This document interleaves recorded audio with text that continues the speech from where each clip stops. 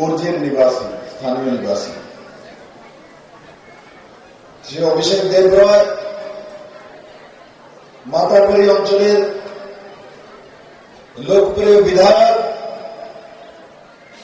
এবং ভারতীয় জনতা পার্টির গোমতী জেলার জেলা সভাপতি Shri Jitendra Majumdar, MLA Kakraban Shri David Mora Singh, south zonal chairman ত্রিপুরামাথা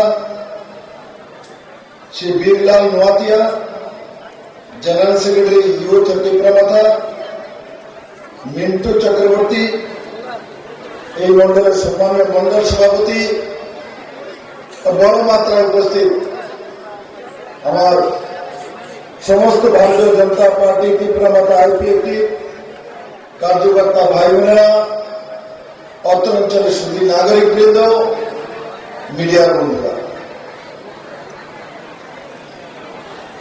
বন্ধুরা, লোকসভা নির্বাচন, ত্রিপুরা অনেক লোকসভা নির্বাচন দেখেছে, আর কমিউনিস্টরা ত্রিপুরার বিধানসভায় সত্তাধারী হওয়ার আগে এই ত্রিপুরার যে লোকসভায় জিতেছে, তারপর বিধানসভা জিতেছে, প্রথমে লোকসভা জিতেছে, আর এবার কমিউনিস্ট পার্টি কাস্তুয়াতের চিহ্নের কোন প্রার্থী নেই পশ্চিম ত্রিপুরা আসনে। শুরুয়াত এমপি দিয়ে করেছিলেন, সাংসদ দিয়ে কমিউনিস্টরা, কিন্তু কত দুর্ভাগ্যের বিষয়, কত দুর্ভাগ্যের বিষয় যে কমিউনিস্টের মুখ্যমন্ত্রী মানিক সরকার,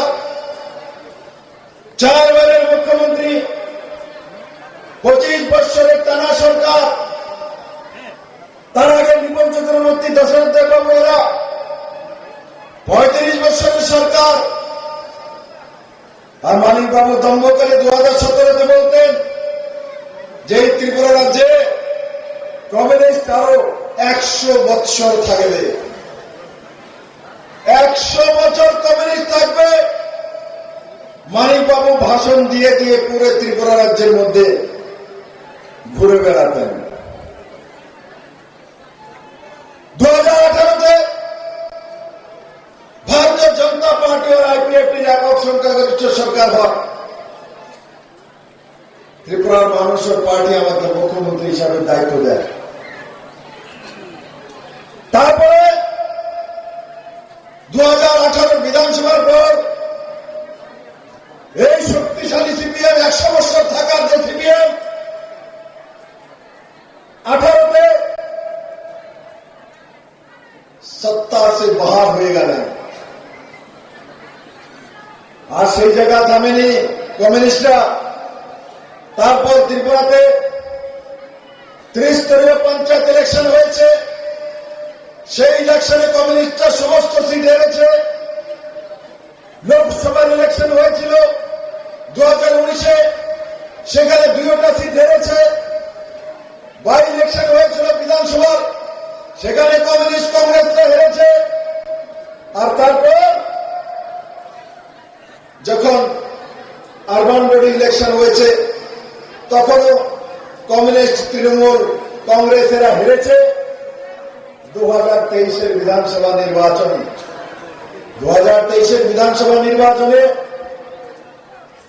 কমিউনিস্ট আর কংগ্রেস যে চির প্রতিদ্বন্দ্বী ছিল, যাদের কারণে ত্রিপুরাতে 80 দাঙ্গা হয়, যাদের কারণে জাতি জনজাতির মধ্যে লড়াই হয়, যাদের কারণে তৈরি হয়, যাদের কারণে উজান ময়দানের জনজাতি মহিলাদের উপরে রেপ হয়, যাদের কারণে কাকলি ঘোষের উপর অত্যাচার হয়, যাদের কারণে এই সাউথের মরুতে শহীদ মিনার ছিলাম 512 জনের তৈরি হয়।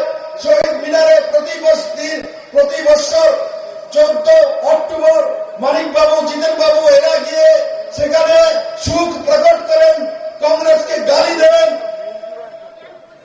আর কত বলবো, অপহরণ ব্যবসা, আর কত বলবো, সিপিএম কংগ্রেসের লড়াইয়ের কারণে হাজারো রাজনৈতিক খুন, মহিলাদের উপর বলাৎকার, মহিলাদের উপর অত্যাচার, যুবকদের উপর বাড়ি ঘর ভাঙচুর কে করেছেন? কমিউনিস্ট আর কংগ্রেস।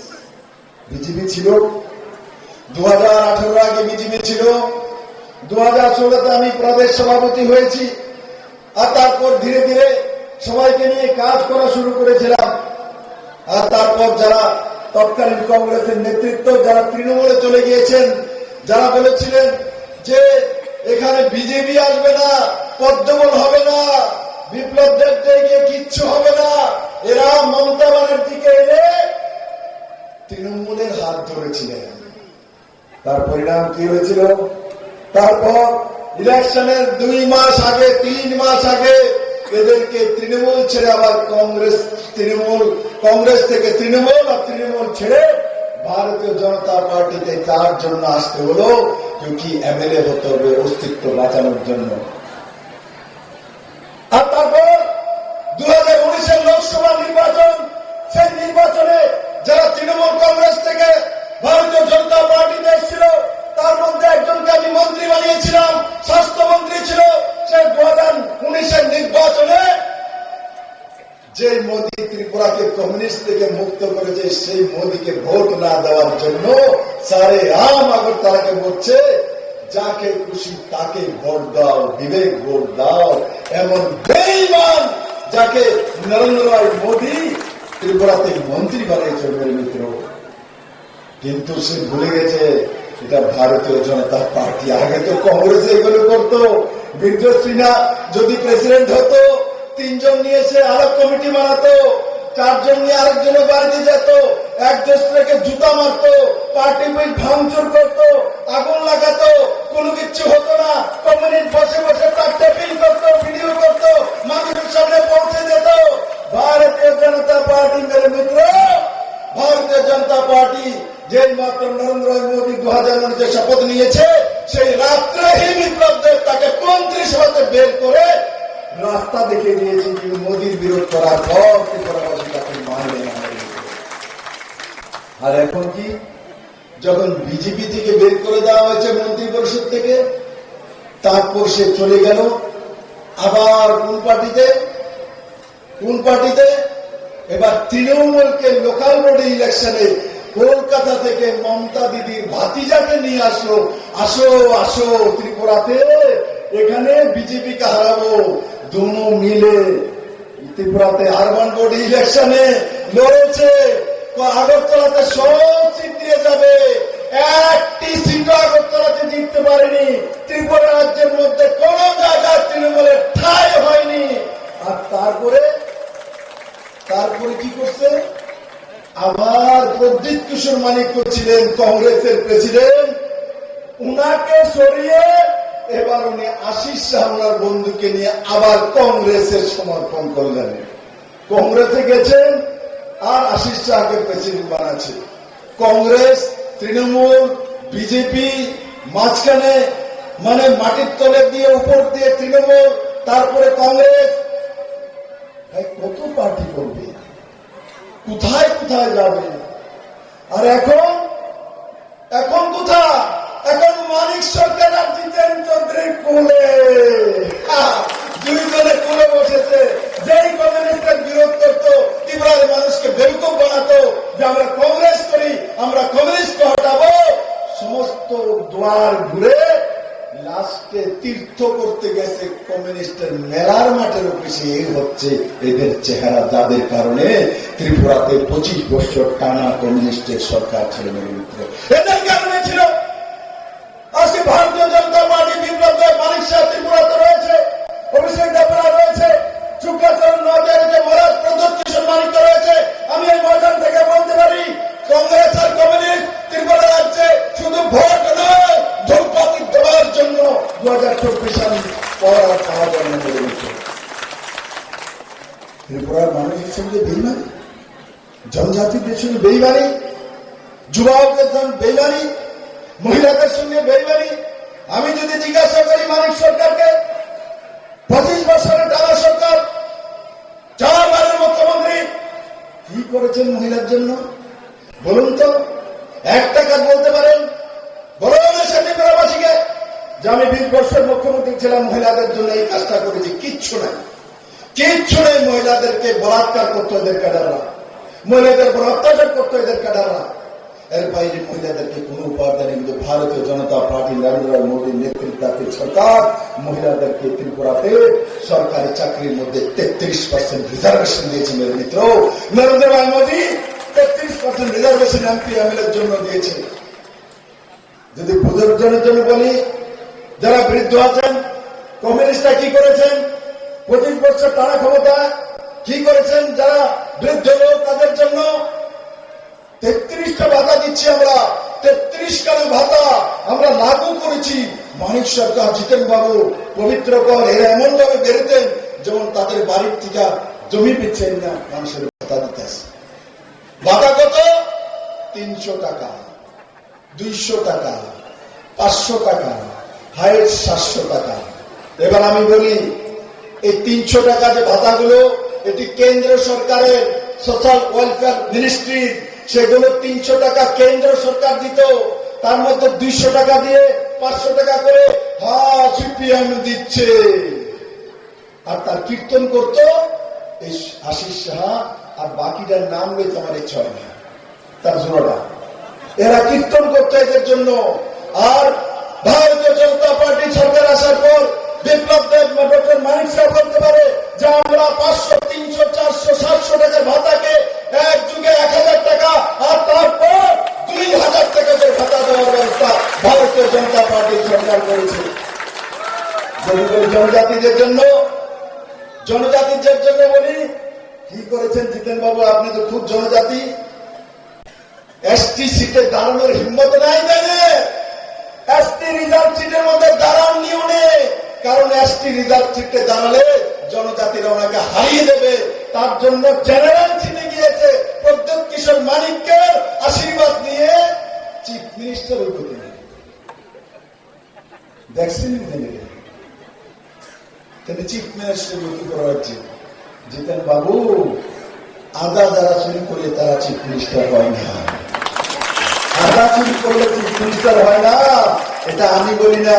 আপনি যখন মানিক সরকারের সঙ্গে মন্ত্রী ছিলেন, আদা চুরির কেলেঙ্কারির কারণে আপনাকে এমপি বানিয়ে দিল্লিতে পাঠিয়েছিল। আপনাকে ভালো কাজের জন্য পাঠায়নি। আপনার চুরির কারণে তেলের বাণিজ্য ডুবতেছে, এই কারণে আপনারা বৈতরণী পার করছে। আপনি তখনও বলছেন আপনার বড় ইচ্ছা ত্রিপুরার মুখ্যমন্ত্রী হতেন, জীবনও পারতেন না। আর মানিক বাবু, আপনার শেষ ডুবনটা সে ডুবাবে। কারণ কি? আপনার কারণে সে মুখ্যমন্ত্রী হতে পারেনি। এই কারণে আপনার যে বাণিজ্যটা কামিয়েছেন, সেগুলি ডুবিয়ে গোমতী নদী দিয়ে এই গামারিয়া থেকে সিধা বাংলাদেশ হয়ে বঙ্গোপসাগরে মানিক সরকারকে বিসর্জন করার ব্যবস্থা করেছিল। আর জনজাতির জন্য যেটা বলছিলাম, কি করেছে জিতেন চৌধুরী? কি করেছে মানিক সরকার? কি করেছে কমিউনিস্টের জনজাতি নেতারা, গণমুক্তি পরিষদের নেতারা বানিয়েছে গণমুক্তি পরিষদ? কি দিয়েছে ভারতীয় জনতা পার্টি? বিপ্লব দেব বলতে পারে 2018 সরকার করার পর 1300 কোটি টাকার স্পেশাল প্যাকেজ এডিসির জন্য আনার ব্যবস্থা এডিবি থেকে যদি কেউ করেছে, নরেন্দ্র ভাই মোদী, ভারতীয় জনতা পার্টি আইপিএফটি ত্রিপুরা মাতার সরকার করেছে। কংগ্রেসরা করতে পারেনি মেরে মিত্র, সিপিএমও করতে পারেনি। তাই মেরে মিত্র, তার জন্য আমি বলে, এই ত্রিপুরা রাজ্যের মধ্যে ভারতীয় জনতা পার্টি, আইপিএফটি, ত্রিপুরা মাথা, এরা তিন পার্টি মিলে আজকে 2024 নির্বাচনে মাননীয় প্রধানমন্ত্রী নরেন্দ্র ভাই মোদীকে প্রধানমন্ত্রী বানানোর জন্য এক যুগে, এক দিশাতে, এক নিশানে, একই মন্ত্র, নরেন্দ্র ভাই মোদী, নরেন্দ্র ভাই মোদী, নরেন্দ্র ভাই মোদী। নরেন্দ্র ভাই মোদীকে প্রধানমন্ত্রী কেন? নরেন্দ্র ভাই মোদীকে প্রধানমন্ত্রী কেন? আমি আপনাদেরকে এক এক করে জিজ্ঞাসা করব মেরে মিত্র। मेरे मित्रों, हमारे मध्य এসে পৌঁছেছেন আমাদের মহারাজ প্রদ্যোৎ কিশোর মানিক্য। मेरे भाई মহারাজ প্রদ্যোৎ কিশোর মানিক্যকে আমি মঞ্চে স্বাগত জানাচ্ছি। আপনি এখানে চলে আসুন। मेरे मित्रों,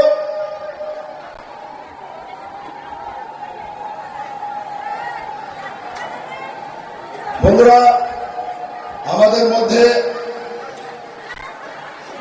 মহারাজ প্রদ্যোৎ কিশোর মানিক্য ত্রিপুরা মাতা ফাউন্ডার, মহারাজ কিরিট বিক্রমের ছেলে এবং মহারাজ বীর বিক্রম কিশোর মানিক্যের নাতি মহারাজ প্রদ্যোৎ কিশোর মানিক্য और मेरा दोस्त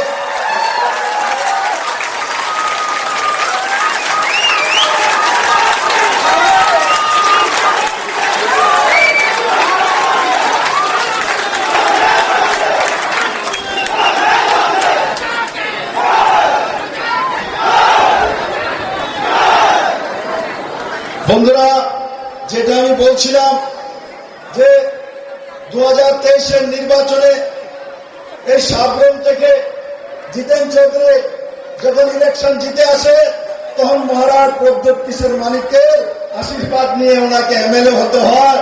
আর আজ উনি বলেন যে ওখানে যে মহারাজ প্রদ্যোৎ কিশোর মানিক্যের বোন, আমার বোন কৃতি দেবী দেববর্মা যে প্রার্থী হয়েছেন, উনি ঘুরে বেড়াচ্ছেন। কি বলছেন? উনি বলছেন যে উনি তো বাইরে থেকে আইছে, উনি বাইরের লোক। জিতেন বাবু, কৃতি দেববর্মা বাইরের লোক, আমরা ভারতবাসী, আমরা গামারিয়ার লোক, আমরা চন্দ্রপুরের লোক, আমরা ত্রিপুরার লোক। আমরা জানি আমাদের মেয়েদের বিয়ে হলে শ্বশুর বাড়ি যায় না। মেয়ের বিয়ে হলে কোথায় যায়? মেয়ের বিয়ে হলে কোথায় যায়? শ্বশুর বাড়ি যায় তো? যায় না। জিতেন বাবুকে শ্বশুর বাড়ি গেলে বলে আরেক দেশে গেছে। আর যখন মেয়ে বাপের বাড়ি আসে তখন তাকে সবচাইতে বেশি আদর করতে হয়, করতে হয় না? যখন মেয়ে শ্বশুর বাড়ি থেকে বাপের বাড়িতে আসে, পাড়া প্রতিবেশী আত্মীয় স্বজন তাকে ভালোবাসে, তাকে আদর সম্মান করে। জিতেন বাবু বলছে কৃতি দেববর্মা তো বাইরে থেকে এসছে। জিতেন বাবু, কৃতি দেববর্মা ত্রিপুরার মেয়ে, মহারাজ কিরিট বিক্রমের মেয়ে, মহারাজ প্রদ্যোৎ কিশোরের বোন, আমার বোন, ত্রিপুরাবাসীর বোন। ত্রিপুরা তোমার বাপের বাড়ি, উনি ওনার বাপের বাড়িতে এসছেন। জিতেন চৌধুরী, আমি আপনাকে বলতে চাই আপনার পার্টি বিদেশি, আপনার পার্টি বাইরে থেকে এসছে, কমিউনিস্ট পার্টি। আপনি বাইরে থেকে এসছেন, কারণ কি? কমিউনিস্ট পার্টি ভারতীয় পার্টি না, কমিউনিস্ট পার্টি বিদেশ থেকে আসছে।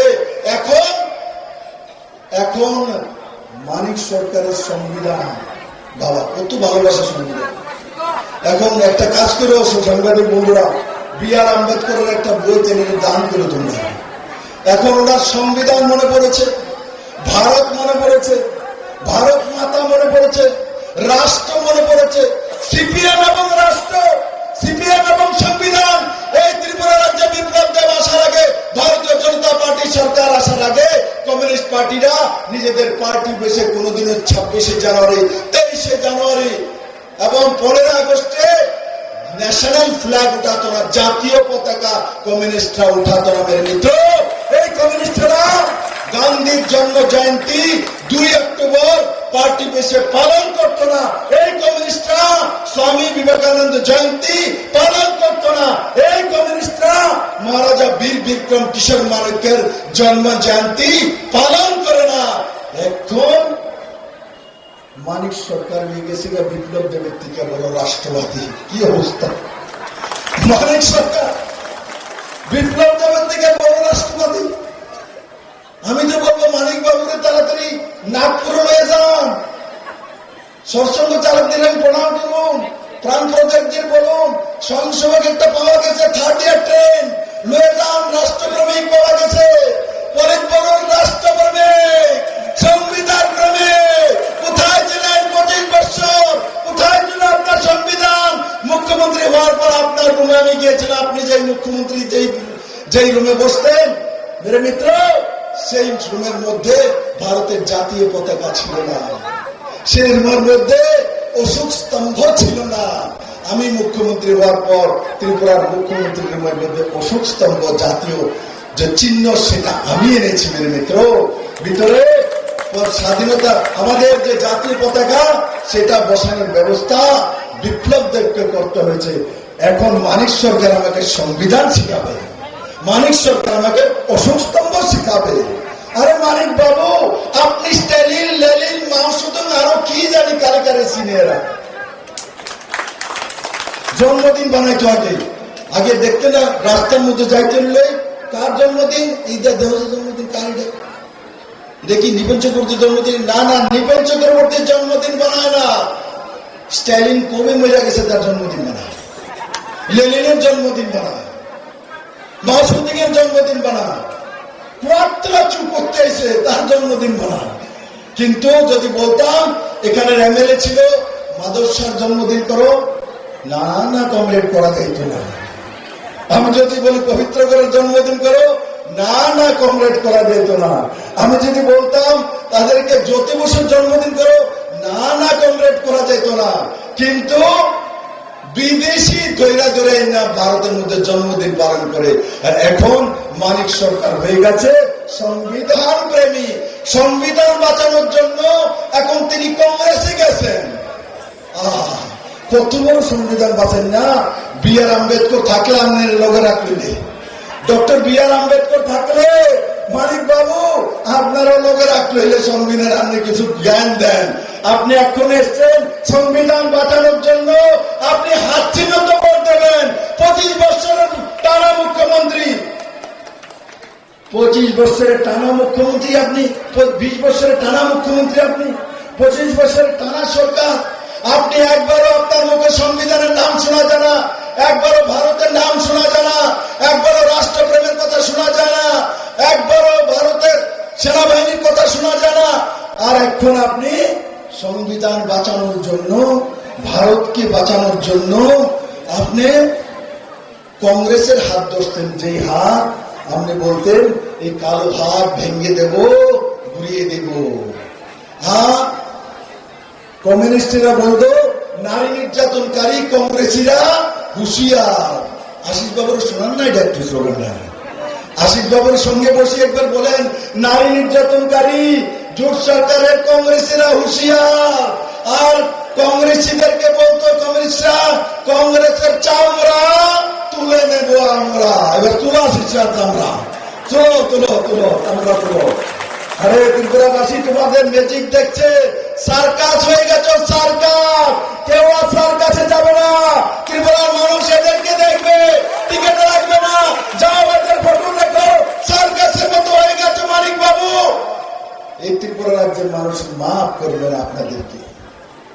এই ত্রিপুরার যতগুলি রাজনীতি খুন হয়েছে এরা তাদের পরিবারের লোক আপনাদের মাফ করবে না। আর এখন তো কি বলছে যে রাজনীতিক খুনগুলি হয়েছে সেগুলি তো কার্যকর্তারা নিচে নিজেদের কারণে খুন হয়েছে, তাদের কারণে খুন হয়নি।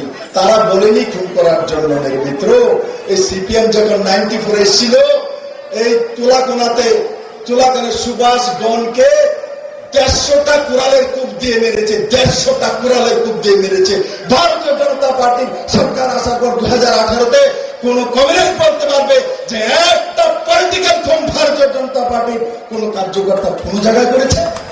বলতে পারবে মানিক সরকার, বলতে পারবে জিতেন সরকার, জিতেন চৌধুরী? আপনাদের যখন সরকার আসে, যতবার সরকার আসে ততবার মানুষের বাড়ি জ্বলতে হয়, যতবার সরকার আসে ততবার কংগ্রেসের মহিলাদেরকে বলাৎকার করতে হয়, যতবার সরকার আসে আপনাদের কুড়াল দিয়ে কুপিয়ে কুপিয়ে খুন করতে হয়। কিন্তু 2018-তে আমরা সরকার বানিয়েছি, 2023 বিধানসভায় সরকার বানিয়েছি, কিন্তু ত্রিপুরাতে কোন কমিউনিস্টকে আমরা খুন করিনি। মেরে মিত্র, মানিক বাবু আপনারা স্বৈরাচারী ছিলেন, আপনারা সংবিধান বিরোধী ছিলেন, আপনারা বিদেশি মন সম্পন্ন ব্যক্তিত্ব ছিলেন। আর শেষকালে আমি আপনাকে কোনো কিছু করবো না, আপনাকে আমি এখনো শ্রদ্ধা করি, 4 বারের মুখ্যমন্ত্রী ছিলেন। আপনার শেষ দুবাই লাইছে জিতেন চৌধুরী আর আশিস শাহ বন্ধুরা, এদের দুইখানে মাঝখানে দেখি মানিক সরকার বয়, এদিকে আশিস সাহা আর এদিকে বর্মনবাড়ির লিডার। ফটোটা দেখো না, কত সুন্দর ফটো। দেখো फोटो याद करो, महाराज प्रद्युत किशन मानिक को। एक फोटो के बारे में हम बोल रहे हैं, जो मिडिल में मानिक सर का, इस तरफ बर्मनबाड़ी का, वो आदमी नाम बोलने की इच्छा नहीं करा, और इस तरफ आशीष शाह। क्या फोटो है। इसी के लिए यहाँ त्रिपुरा में राजनीति करते थे, इसी के लिए मर्डर कराया था, इसी के लिए आशी का दंगा बनाया था, इसी के लिए एटीटीएफ बनाया था, इसी के लिए एनएलएफटी बनाया था, इसी के लिए रेप करा था, इसी के लिए उजान मदन बनाया था, इसी के लिए काबुली गोश्त को रेप करवाया था। जवाब है, जवाब আছে। ত্রিপুরার মানুষ এবার জবাব দেবে। আমি বিশ্বাস করি এবার নির্বাচনে ত্রিপুরার মানুষ জবাব দেবে। নরেন্দ্র মোদী, প্রদ্যোৎ কিশোর মানিককর, আইপিএফটি তিনও এক জায়গায় এসে গেছে, আর ত্রিপুরার মানুষ কংগ্রেস কমিউনিস্টকে জবাব দেওয়ার জন্য বসে আছে। তাই এই গামেরিয়া থেকে আমি সমস্ত কার্যকর্তাদের কাছে নিবেদন করব, এবার ভোটিং কত করতে হবে, এবার ভোটিং 100% ভোটিং করতে হবে। কংগ্রেস কমিউনিস্টকে ত্রিপুরা থেকে উদ্ধার করতে হবে, প্রেতত্ব বানিয়ে চীনে পাঠাতে হবে। আর সেই দিশাতে কেরালাতে কংগ্রেসের প্রার্থী রাহুল গান্ধী, সেখানে কমিউনিস্টের সরকার, কমিউনিস্টের প্রার্থী রাহুল গান্ধীর এগেইনস্টে কমিউনিস্ট রাহুল গান্ধীকে গালি দিচ্ছে, রাহুল গান্ধী কমিউনিস্টকে গালি দিচ্ছে। ত্রিপুরাতে এক দেশের মধ্যে, মানিকবাবু দেশ কইছিলেন, আমি সংবিধান কেমনে বুঝবেন আপনি? আপনি কেরালার মনে করছেন এটা বুঝে আরেক দেশে, ত্রিপুরার আরেক দেশে। সংবিধান এটা একটা দেশ মানিকবাবু। কেরালাতে আপনারা কংগ্রেস কমিউনিস্ট লড়াই করছেন রাহুল গান্ধীর খিলাফ, আর এখানে কংগ্রেসের প্রেসিডেন্ট আশিস শাহকে পুরোলে আপনি বুঝতেছেন। কি অবস্থা, মাথা খারাপ হয়ে গেছে, পাগল হয়ে গেছেন আপনারা। ত্রিপুরার মানুষ এত পাগল না, ত্রিপুরার মানুষ আপনাদেরকে চেনে নিয়েছে, ত্রিপুরার মানুষ আপনাদেরকে একটি ভোটও দেবে না মেরে মিত্র। ত্রিপুরার জন্য এই কমিউনিস্ট আর কংগ্রেসের কাল একটা অভিশাপ ছিল মেরে মিত্র। আজকে যদি নরেন্দ্র ভাই মোদী না আসতো, ঘরে ঘরে 5 কিলো করে চাল যেত না। আজকে যদি নরেন্দ্র ভাই মোদী না আসতো, প্রধানমন্ত্রী সড়ক যোজনা রোড ত্রিপুরার গ্রামে গ্রামে হতো না। আজকে যদি নরেন্দ্র ভাই মোদী না হতো, মহারাজা বীর বিক্রম কিশোর মানিক্য ইন্টারন্যাশনাল এয়ারপোর্ট হতো না। আজকে যদি নরেন্দ্র ভাই মোদী না হতো, তাহলে করোনার টিকাকরণ হতো না। আজকে যদি নরেন্দ্র ভাই মোদী না হতো, প্রধানমন্ত্রী আবাস যোজনার 4,10,000 ঘর ত্রিপুরা আসতো না। আজকে যদি নরেন্দ্র ভাই মোদী না হতো, কিষাণ সম্মান নিধির মাধ্যমে 6,000 টাকা কৃষকদের কাছে আসতো না। আজকে যদি নরেন্দ্র ভাই মোদী না হতো, তাহলে 33% রিজার্ভেশন মহিলার জন্য না হতো। আজকে যদি নরেন্দ্র ভাই মোদী না হতো, তাহলে 3 তালাকের সমাপ্তি হতো না। আজকে যদি নরেন্দ্র ভাই মোদী না হতো, তাহলে সৌভাগ্য যোজনার মাধ্যমে বিজলির কানেকশন হতো না। আজকে যদি নরেন্দ্র ভাই মোদী না হতো, উজ্জ্বলা যোজনার মাধ্যমে গ্যাসের চুলা যেত না। আজকে যদি নরেন্দ্র ভাই মোদী না হতো, ন্যাশনাল হাই 9টা ত্রিপুরার মধ্যে হতো না। আজকে যদি নরেন্দ্র ভাই মোদী না হতো, 7 পে স্ক্যাম ত্রিপুরাতে আসতো না। আজকে যদি নরেন্দ্র ভাই না হতো, 25% দিয়ে ত্রিপুরাতে আসতো না। আজকে যদি নরেন্দ্র ভাই মোদী না হতো, 2,000 টাকার ভাতা ত্রিপুরা রাজ্যে আসতো না। আজকে যদি নরেন্দ্র ভাই মোদী না হতো, ত্রিপুরার মানুষ স্বাধীন রূপে নিজের বাক স্বাধীনতা পেত না মেরে মিত্র। তাই আমি বলি, এই যে কথাগুলি বললাম, এই কথাগুলি মনে রেখে মেরে মিত্র, একবার মোদীর কথা চিন্তা করুন। এমন একজন প্রধানমন্ত্রী আমরা পেয়েছি, অন্তিম জন থেকে উপরের ব্যক্তি পর্যন্ত এক দেশ আছে, জাতি জনজাতি সবার জন্য কাজ করা, সবার জন্য স্বাধীনতা দেওয়া, সবাইকে সমৃদ্ধি দেওয়া। एक पॉजिटिविटी साथ नरेंद्र भाई मोदी पूरे देश भर एक दिशा 140 कोटी परिवार के लिए। और मोदी नारा की, मोदी स्लोगन की, इस बार वो पेचने तरह कौन ना इधर की सीपीएम पर को बोलो इस बार, सबाई हाथ तुले बोलो इस बार, इस बार, इस बार नरेंद्र भाई मोदी की, नरेंद्र भाई मोदी की, भारतीय जनता पार्टी की, महाराज प्रद्युत किशोर मानिक्य की, डॉक्टर मानिक शाह की, जेपी नड्डा की, आरती को अभिषेक देवराय की, अभिषेक देवराय की। धन्यवाद।